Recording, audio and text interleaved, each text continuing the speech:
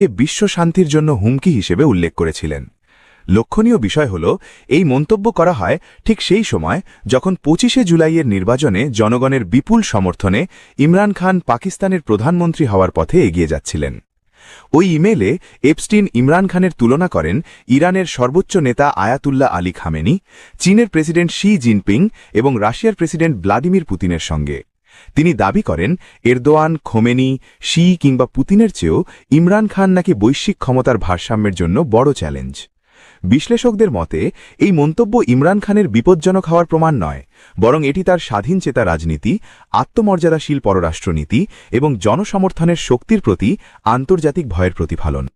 কারণ ইমরান খান ছিলেন এমন একজন নেতা যিনি পশ্চিমা প্রভাব, দুর্নীতিগ্রস্ত অভিজাত শ্রেণী এবং নিয়ন্ত্রিত রাজনীতির বিরুদ্ধে প্রকাশ্য অবস্থান নিয়েছিলেন। ইমেল কথোপকথনে এপস্টিন ইমরান খানের ব্যক্তিগত জীবন নিয়েও আলোচনা করেন।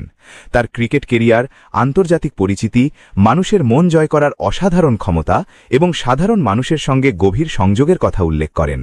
এসব মন্তব্য চরম বিতর্কিত ব্যক্তির মুখে হলেও বাস্তবে ইমরান খানের জনপ্রিয়তা ও নেতৃত্ব গুণেরই স্বীকৃতি। আরও তাৎপর্যপূর্ণ হল ওই ইমেলগুলোতে ইঙ্গিত পাওয়া যায় ২০১৮ সালের নির্বাচনে বিজয়ের পর থেকেই ইমরান খান ও তার দলকে ক্ষমতা থেকে সরিয়ে দেওয়ার নানা পরিকল্পনা চলছিল। এমনকি অস্বাভাবিক ও অগণতান্ত্রিক পথেও তাকে অপসারণের চিন্তা করা হচ্ছিল।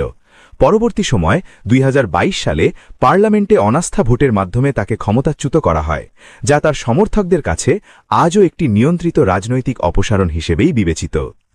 বর্তমানে কারাবন্দী অবস্থায় থাকা সাবেক প্রধানমন্ত্রী ইমরান খানের শারীরিক অবস্থা নিয়েও উদ্বেগ বাড়ছে।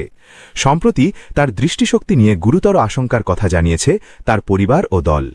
তাদের দাবি তিনি চোখের জটিল সমস্যায় ভুগছেন এবং সময়মতো যথাযথ চিকিৎসা না পেলে স্থায়ী ক্ষতির আশঙ্কা রয়েছে। উল্লেখ্য, ২০১৯ সালে অপ্রাপ্তবয়স্কদের যৌন নিপীড়নের অভিযোগে গ্রেপ্তার হন জেফ্রি এপস্টিন। তিনি নিজেকে নির্দোষ দাবি করলেও বিচার চলাকালীন ওই বছরের ১০ আগস্ট কারাগারে তার মৃত্যু হয়, যা সরকারি ভাষ্যে আত্মহত্যা হিসেবে উল্লেখ করা হয়। এপস্টিনের সঙ্গে সাবেক মার্কিন প্রেসিডেন্ট বিল ক্লিন্টন, ব্রিটেনের প্রিন্স অ্যান্ড্রু, সৌদি যুবরাজ মোহাম্মদ বিন সালমান সহ বহু প্রভাবশালী রাজনীতিক ও ব্যবসায়ীর সম্পর্কের তথ্য বিভিন্ন নথিতে উঠে এসেছে।